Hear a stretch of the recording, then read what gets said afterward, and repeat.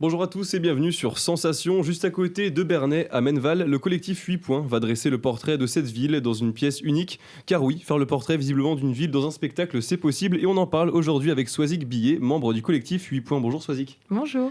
Alors on retrouve cette fameuse pièce donc pour deux dates clés que je citerai à la fin. À la mare de Toussus, donc mare au nénuphar derrière la mairie de Menneval.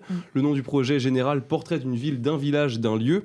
Vous vous êtes basé sur des témoignages pour faire cette pièce et anecdotes aussi des habitants de Menneval, on va y revenir. Mais avant, pourquoi et comment est né un tel projet? Alors en fait, avec le collectif, donc on est 13 membres au total, ça fait beaucoup de têtes pensantes. Et du coup, tous les ans, on se donne un rendez-vous chaque été qui s'appelle un labo. On appelle ça le labo. On expérimente plein de protocoles, plein de choses qu'on a vécues dans l'année, des stages, etc. Et donc, une des membres du collectif avait envie de tester ce protocole. À chaque fois, on était dans des lieux différents. Et elle nous a donné un jour un exercice en nous donnant un texte, un espace du lieu et un objet. Et avec ça, on avait 30-40 minutes pour créer un petit spectacle en solo. Et on a fait ça. Et en fait, on s'est rendu compte qu'il y avait énormément de potentiel à ce projet, mais de manière plus globale, plus grand. Et donc, on l'a retesté. On l'a fait d'abord dans un tiers-lieu pour voir à plus grande échelle. Et ensuite, là, maintenant, ça y est, on a le protocole et ça fonctionne. Donc, on a voulu le faire à l'échelle communale. Pour créer ce spectacle, j'ai dit, vous êtes allé à la rencontre des habitants de Menneval, donc les principaux concernés.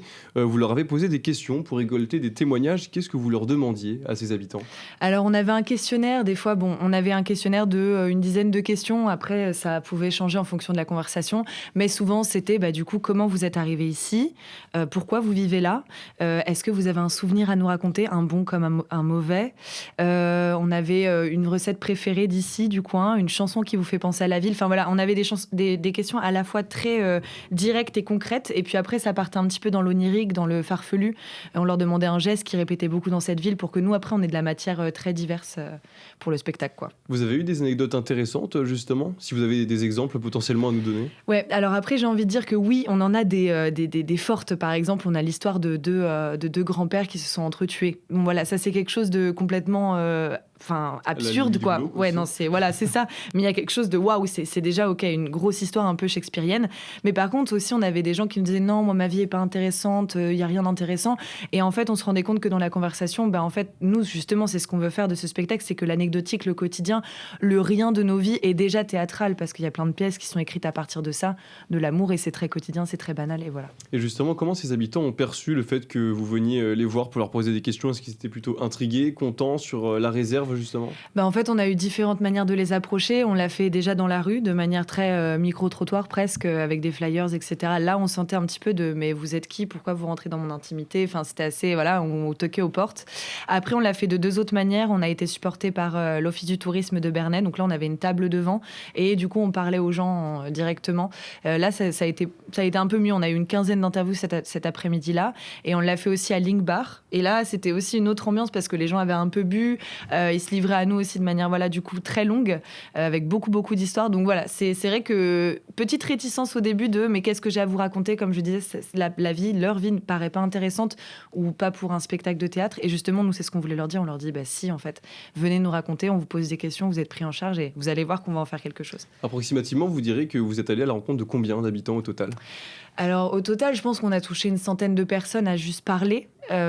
Après, en termes d'interviews, là, on en a 50, 45, 50, quoi. Alors justement, avec tous ces habitants et les 13 membres du collectif, donc 13 têtes pensantes, vous l'avez dit, comment on fait pour justement allier tout ça ensemble, trouver des idées, etc. C'est pas trop compliqué? Alors après, sur le projet Portrait, nous, on a décidé de faire, déjà pour des soucis économiques, pour être payés, on a décidé de à chaque fois faire des équipes de 4 personnes. Donc là, on n'est que 4 du collectif à être sur le projet de Menneval. Mais après, sur chaque commune, du coup, on va s'interchanger tout ça. Et en fait, du coup, à 4, ensuite, de cette matière-là, nous, on ne fait pas toujours les interviews ensemble. On est un par un. Donc en fait, l'autre n'a pas forcément eu l'interview que nous, on a eu. Donc c'est vrai que nous, même en écoutant les gens, on voit déjà ce qui peut faire sens pour un spectacle. À un moment, il va donner un détail et nous, on sait que dramaturgiquement, ça va faire sens. Enfin, dramaturgie, en fait, c'est dans le sens où on crée une trame. Voilà, on crée une espèce de 1, 2, 3, une petite trame du spectacle. Donc nous, des fois, déjà pendant l'interview, on se dit « ah, ça, c'est un élément intéressant, c'est sûr qu'on peut en faire quelque chose ». Dans ce spectacle, justement, est-ce qu'il y a du coup un fil conducteur, une histoire globale, ou est-ce que c'est toutes ces petites anecdotes anecdotes, ces interviews qui ont été mises bout à bout pour faire des petits sketchs, pourquoi pas? Alors, on essaye toujours qu'il y ait un fil conducteur. Après, de A à Z, on n'a pas une thématique là. C'est sûr qu'on a diverses thématiques, mais nous, on essaye de trouver justement un sens de pourquoi on passe d'une scénette à une autre, pourquoi on passe d'une anecdote, d'une histoire à une autre. Et du coup, finalement, oui, il y a plein de petites histoires collées une à une, mais finalement, ça fait une histoire, et une histoire de la ville, en l'occurrence. Si vous deviez citer une de ces histoires, justement, pour pousser les auditeurs à venir voir cette pièce-là, ça serait laquelle? Comme je l'ai raconté, il y a cette histoire d'une femme qui nous a raconté l'histoire de ses deux arrière-grands-pères qui se sont malencontreusement entretués, en fait. Enfin, c'est assez absurde. Ça, c'est vraiment pour le côté absurde, et pour le côté un peu plus quotidien, un peu plus... on va dire plus classique, qu'est-ce que je pourrais dire? On nous a beaucoup raconté en fait que le fait que les gens soient arrivés à Menneval ou à Bernay ou dans ses environs, c'était grâce à l'amour en fait. Du fait d'avoir suivi quelqu'un, d'avoir rencontré quelqu'un, voilà. Donc du coup, et on a aussi des anecdotes sur le fait que voilà, c'est difficile aujourd'hui de trouver du travail à Menneval ou à Bernay. Enfin, on a souvent des thématiques qui reviennent. On nous a parlé beaucoup d'Édith Piaf aussi. Donc voilà, tout ça fait qu'il y a des choses qui reviennent aussi dans les discours et dans les histoires des gens. Donc c'est assez intéressant. Le collectif, du coup, les 8 points, on l'a dit plusieurs fois, il regroupe 13 artistes au total. Présentez-nous un peu cette compagnie, comment elle est née dans un premier temps? Oui, alors je ne sais pas si j'ai le temps de tous les citer, mais il y a Noémie, Bastien, Audrey, Camille, Oscar, Pauline, Ao, Giancarlo, moi-même. Et du coup, il m'en manque 3, Rose, Blanche et Joris. Et Clément aussi. Je crois que j'ai oublié personne. Vous avez la pression, là. Ouais, bon, en tout cas, j'espère que je vous ai tous cités. Mais voilà, et on s'est tous rencontrés lors d'une formation, du coup, il y a 3 ans de ça. Et dans cette formation, on était déjà très formés comme une troupe en fait. On avait été formés à ça, à faire un peu tout, la régie, les costumes. On était déjà très autonomes.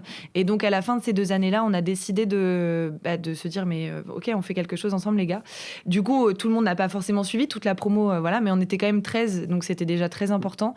Et on s'est fait des réunions, on a décidé d'avoir ce nom et ensuite on a dit sur quel territoire on le fait, et la Normandie nous a apparu comme quelque chose d'évident. Alors il y a un membre du collectif, je ne pourrais pas dire qui c'est précisément, qui a dit « Le théâtre se fait le point levé car c'est une belle arme pour réagir face à des problèmes sociétaux ».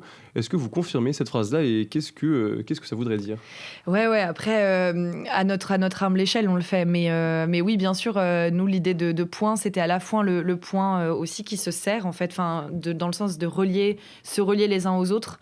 Et bien sûr que moi, je considère que à travers le rêve, à travers l'imaginaire, à travers l'art, oui, on peut sauver... Oui, on sauve des sociétés, en fait. Quand on entend que la culture n'est pas essentielle, bien sûr, ça fait très mal parce que pendant le confinement, si on n'avait pas eu la télé, si on n'avait pas eu les films, si on n'avait pas eu la musique, si on n'avait pas eu les livres pour s'échapper de ce contexte angoissant, déjà qu'il y a eu un nombre de dépressions importantes, mais je pense qu'il y en aurait eu encore plus. Donc oui, pour nous, déjà, ce spectacle, il est social et il veut aller à la rencontre des gens. Mais en plus, ce qu'on va en faire et ce qu'on en dit, si c'est pour juste faire rire, exulter, pleurer, en fait, c'est nécessaire et ça existe depuis la nuit des temps. Donc oui. Vous avez mentionné justement la crise sanitaire. Donc quand on voit les différents problèmes auxquels on est confronté en ce moment, donc il y a eu la crise sanitaire, il y a la guerre en Ukraine avec la Russie, est-ce que la culture elle est justement d'autant plus importante dans ces moments-là? Comme je disais, j'ai l'impression que oui. En tout cas, pour nous, ça l'est. Après, c'est vrai que des fois, on se dit, mais on est tiraillé entre le fait de continuer à faire de l'art, de continuer à répéter, alors que dehors, on voit qu'il y a aussi des manifestations. On voit que, des fois, voilà, nos vies professionnelles prennent beaucoup de temps et on aimerait plus s'investir dans d'autres choses. Mais oui, on a l'impression de faire quelque chose d'essentiel et de nécessaire, contrairement à comment on a pu le décrire. Par rapport, du coup, au niveau du territoire, la Normandie, l'Eure et Bernay, plus précisément, les alentours de Bernay aussi, il y a le théâtre qui se développe un petit peu. Est-ce que c'est important, justement, de développer ce secteur-là dans cette zone? Après, nous, c'est vrai qu'à notre humble échelle, on vient d'arriver il y a 3 ans. Donc, c'est vrai qu'en plus, avec l'année Covid, on a vraiment que 1 an et demi d'existence sur le territoire. Donc, c'est très peu. Mais oui, par exemple, on a rencontré le théâtre du Piaf à Bernay, qui est quand même un très beau théâtre. Et il y a quand même il y a la Fédération de la Nuée qui s'est aussi constituée pour essayer que sur tout le territoire normand, il y a un lien entre les compagnies qui se fassent. On a quand même entendu parler de beaucoup de compagnies qui font des choses aux alentours de nous. Donc, j'ai l'impression que le territoire normand se porte bien au niveau de la culture et qu'on vient juste apporter notre petite pierre à l'édifice. Le théâtre, c'est une arme? Ouais, moi je pense que oui, ouais, clairement, bien sûr. Bah, on le voyait avec Molière, on pouvait se moquer des rois. Enfin, il y avait quelque chose de oui, on fait passer des messages différemment. C'est sûr que c'est pas frontal parfois, c'est par derrière, c'est insidieux. Mais oui, pour moi, clairement, c'est énorme, ouais. Et bah du coup, pour voir Portrait d'une ville, d'un village, d'un lieu, le projet Menval plus précisément, c'est le samedi 14 mai à 18h et le dimanche 15 mai à 15h à la mare de la Toussus, Maronnay-Nuffar. Donc c'est derrière la mairie de Menval, je rappelle. Merci beaucoup, Sozik, d'avoir été avec nous pour cette émission. Et je veux juste dire, c'est gratuit et c'est pour tout public. Et bah le message est passé. Merci beaucoup. Merci. Émission disponible comme d'habitude en podcast audio et vidéo.